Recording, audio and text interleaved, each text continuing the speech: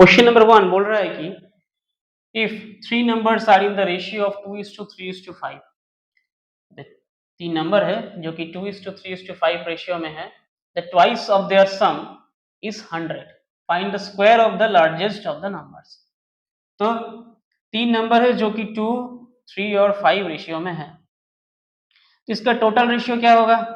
Total ratio बनेगा 2 + 3 + 5, कुल मिला के हुआ 10, राइट। तो इसका जो सम होगा वो सम क्या है? 100 का बराबर है, ओके, इक्वल ट्वाइस देयर सम। इसका जो सम का ट्वाइस है, मतलब सम कितना हुआ मेरा? 10, 10 का ट्वाइस होगा 20, तो 20 क्या बनेगा? 20 is equivalent of 100, 20 is equivalent of 100। तो 1 के लिए क्या होगा? 100/20, मतलब 1 रेशियो बराबर हुआ मेरा 5। अब पूछा है कि the largest of the 3 numbers, उसका स्क्वायर निकालना है। तो इसमें से जो 2 है, 3 और 5 है, तीनों नंबर था जिसका यूनिट रेशियो आया 5, तो ये बन गया 10, ये बन गया 15 और ये बन गया 25। अब पूछा है इसका जो लार्जेस्ट नंबर है, मतलब ये वाला, इसका जो लार्जेस्ट नंबर है मतलब ये 25, इसका स्क्वायर कितना होगा? तो 25 का स्क्वायर कितना है? 25 का स्क्वायर होगा 625। सबको सीखना पड़ेगा मोटा मोटी 1 से लेके 30 तक स्क्वायर नंबर्स, ठीक है। तो इसको अच्छा से सिर्फ सीखना नहीं, रट लेना है हमको। अगर एग्जाम क्लियर करना है, इस बार एनटीपीसी आ गया तो ग्रुप डी या तो एलपी लेना है, तो अच्छा से 1 से 30 तक स्क्वायर नंबर हम लोगों को पढ़ना है। क्लियर? क्वेश्चन नंबर 2 बोल रहा है कि what is the compound interest on ₹48,000 for 2 years at 20% per annum if interest is compounded annually। ये तो हम लोग फॉर्मूला से कर सकते हैं कि P × 1 + R/100⁴ n, ताकि हम लोग का अमाउंट निकल जाएगा। अमाउंट से इंटरेस्ट को अगर हम लोग अमाउंट से अगर प्रिंसिपल को माइनस करेंगे तो हम लोगों को इंटरेस्ट आ जाएगा। लेकिन हम लोग क्या करेंगे, एग्जाम में बहुत कम समय रहता है, 100 सवाल करना पड़ेगा 1 घंटा या 1.5 घंटे के अंदर, जो कि पॉसिबल नहीं है। इसीलिए हम लोग जितना से ज़्यादा शॉर्टकट यूज़ कर सकते हैं, उसका शॉर्टकट का उपयोग हम लोग करेंगे क्लास में। तो यहाँ पे प्रिंसिपल क्या बोला है? प्रिंसिपल बोला है 48,000, ठीक है। प्रिंसिपल क्या है मेरा? 48,000। रेट ऑफ इंटरेस्ट क्या है? रेट ऑफ इंटरेस्ट है 20%, तो 20% को मैं लिख सकता हूँ 1/5, इसका फ्रैक्शनल वैल्यू है। हम लोग परसेंटेज वाला चैप्टर में सीखे हैं, परसेंटेज से फ्रैक्शनल वैल्यू में कैसे लिया जाता है, फ्रैक्शनल वैल्यू से परसेंटेज में कैसे लिया जाता है। तो 20% मतलब 1/5। टाइम कितना दिया हुआ है? टाइम पीरियड दिया हुआ है मेरा 2 years। तो हम लोग जब कंपाउंड इंटरेस्ट शॉर्टकट प्रोसेस में सीखे थे, अगर हम लोग का प्रीवियस वीडियो तुम लोग थोड़ा चेक करके देख लेना कैसे हम लोग कंपाउंड इंटरेस्ट निकालते थे। 2 years दिया है तो मतलब यहाँ पे मेरा 2 टर्म्स रहेगा। पहले 48,000 का 1/5 कितना होता है? मतलब 20%। 1/5 होता है तुम्हारा 5 9 जा 45, 6 45 3 5 6 जा 30, 5 6 जा 30 और 00, मतलब 9600 हुआ मेरा 1/5 ऑफ 48,000। तो एक टर्म में मेरा 9600 ये रहेगा, और इसका 1/5 फिर से लेना पड़ेगा मुझे। तो 9600 का 1/5 कितना होगा? 9600 का 1/5 होगा 5 19 जा 95, 95 कैरी 1, 5 2 जा 10 0 1920। तो कुल मिला के मेरा कंपाउंड इंटरेस्ट क्या बना? ये सारा सबका सम करना पड़ता है। तो 9600 इंटू 2 करेंगे तो क्या होगा? इसको डबल करेंगे तो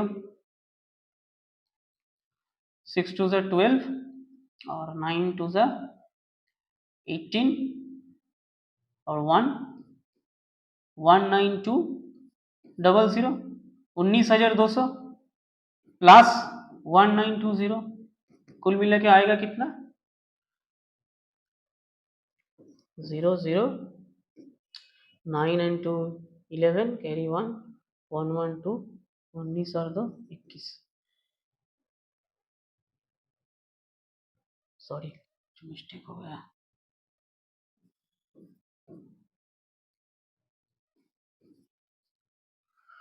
21120 is the right answer of compound interest. तो ऑप्शन नंबर बी रहेगा मेरा 21,120, जो कि कंपाउंड इंटरेस्ट बनेगा मेरा 48,000 का अगर 20% पर एनम मेरा इंटरेस्ट रेट रहा और 2 इयर्स अगर टाइम पीरियड रहा। Clear everyone? नेक्स्ट क्वेश्चन एक height and distance trigonometric height and distance का एक प्रॉब्लम है। A ladder 20 meter long is leaning against a vertical wall. It makes an angle 30 degree with the ground. How high on the wall does the ladder reach? Okay. बोला गया है कि एक ladder है, एक लैडर है जो कि एक वर्टिकल वॉल की अगेंस्ट पे खड़ा किया गया है और वो जमीन का साथ 30 डिग्री एंगल बना के रखा है।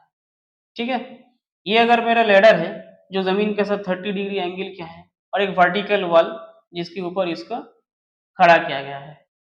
क्वेश्चन पूछा है कि ये वॉल का जो हाइट है वो कितना है। अगर इस वॉल का हाइट को अगर मैं एक्स कंसीडर किया और ये वाला है मेरा 20 मीटर जो कि गिवन है लैडर का हाइट। ठीक है, तो मुझे निकालना है कि इसका ये जो वॉल था वॉल का हाइट कितना है। अकॉर्डिंग टू ट्रिकोनोमेट्री हम लोग को मालूम है कि साइन एक्स मीन्स या साइन थीटा मीन्स जो भी हो, sine theta means perpendicular by hypotenuse, perpendicular by hypotenuse. तो यहाँ पे अगर मैं साइन 30 ले लूँ, साइन 30 डिग्री जो जमीन का साथ जो एंगल किया है वो साइन 30 इक्वल्स टू परपेंडिकुलर को मैं एक्स कंसीडर किया और हाइपोटेनियस मतलब मेरा लैडर का हाइट जो कि 20 मीटर है, लिख सकता हूँ। तो ये sine 30 equals to x by 20 हुआ। जो साइन 30 का वैल्यू कितना होता है, साइन 30 का वैल्यू है 1/2, सबको मालूम है 1/2। तो x बाई 20 कट गया, 2 1 से 2 और 2 10 से 20, तो x का वैल्यू आया क्या मेरा 10। तो मतलब जो वॉल था वॉल का हाइट मेरा कितना बनेगा 10 मीटर। तो option A is the right answer. हवा की तरह ये सम्स करना है। यहाँ पे मैं कॉपी या तो बोर्ड में यूज किया हो पेन वगैरह, लेकिन एग्जाम के टाइम ये सब क्वेश्चन बस देखो। साइन 30 मतलब half x by 20 equals to half मतलब x equals to 10 meter, tick मारो, नेक्स्ट क्वेश्चन की ओर बढ़ो, तभी एग्जाम क्लियर हो पाएगा। ओके, चलो फिर नेक्स्ट क्वेश्चन की ओर चलते हैं। चलो नेक्स्ट क्वेश्चन, ये थोड़ा इंटरेस्टिंग और थोड़ा हटके वाला सवाल है। A piece of cloth cost ₹35 if the piece were 4 meter longer and each meter were to cost ₹1 lesser, then the total cost would remain unchanged. How long is the piece of cloth? तो यहाँ पे बोला है कि एक कपड़ा का टुकड़ा है, पीस ऑफ क्लॉथ है जिसका प्राइस का 35 रुपीज है। हम लोग को नहीं मालूम वो कितना लंबा है वो कपड़ा, how much long is the piece of cloth is, we don't no.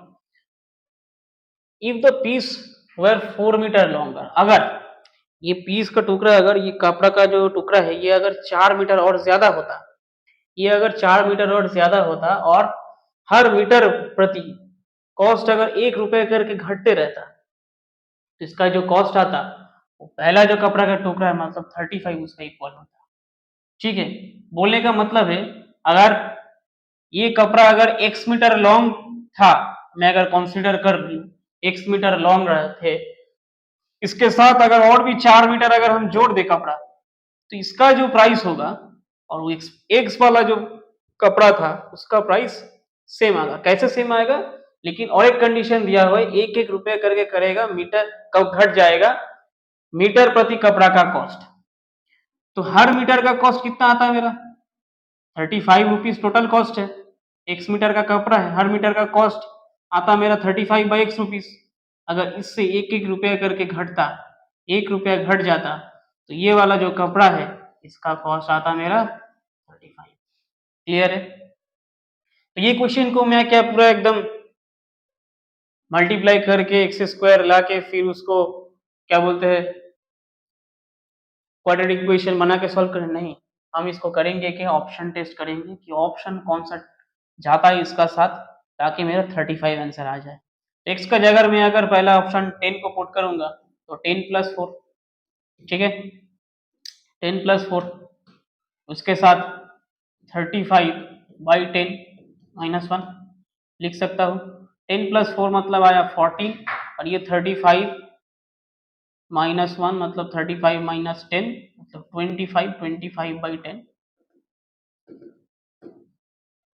25/10 ये कट जाएगा। 5 2 10, 5 5 25, 2 7 14, 7 5 35। तो ऑप्शन ए मतलब फर्स्ट ऑप्शन में मेरा 35 आ गया, तो बाकी का ऑप्शन में और टेस्ट करने के टाइम नहीं बर्बाद करूंगा एग्जाम के टाइम।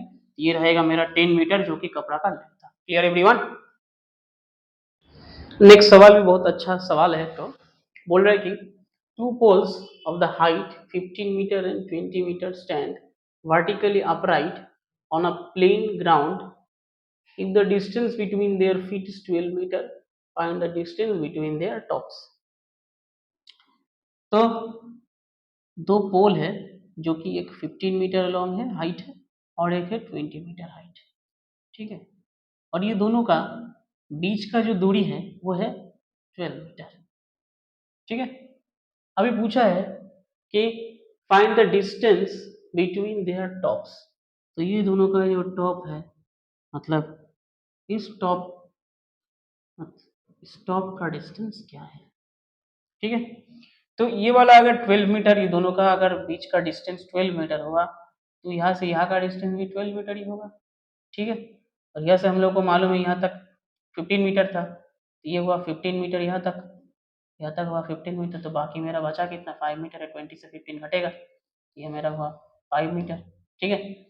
तो ये अगर 5 मीटर हुआ तो ये मेरा 12 मीटर है। हम लोगों को मालूम है अकॉर्डिंग टू पाइथागोरस थ्योरम कि हाइपोटेनियस स्क्वायर, ये एक तो राइट एंगल ट्रायंगल बन गया, हाइपोटेनियस का square equals to base square plus perpendicular का स्क्वायर। तो हाइपोटेनियस मतलब मेरा निकालना पड़ेगा रूट ऑफ बेस का स्क्वायर प्लस परपेंडिकुलर स्क्वायर, या बेस 12 का स्क्वायर है और 5 का स्क्वायर है परपेंडिकुलर का स्क्वायर, तो 144 प्लस 25, 144 प्लस 25 कितना आया, 169, रूट 169 मतलब 13 मीटर। तो यह का डिस्टेंस क्या होगा मेरा, 13 मीटर। ऑप्शन सी होगा मेरा राइट आंसर। ये बहुत इंटरेस्टिंग एक सवाल था। चलो फिर नेक्स्ट क्वेश्चन की ओर बढ़ते हैं।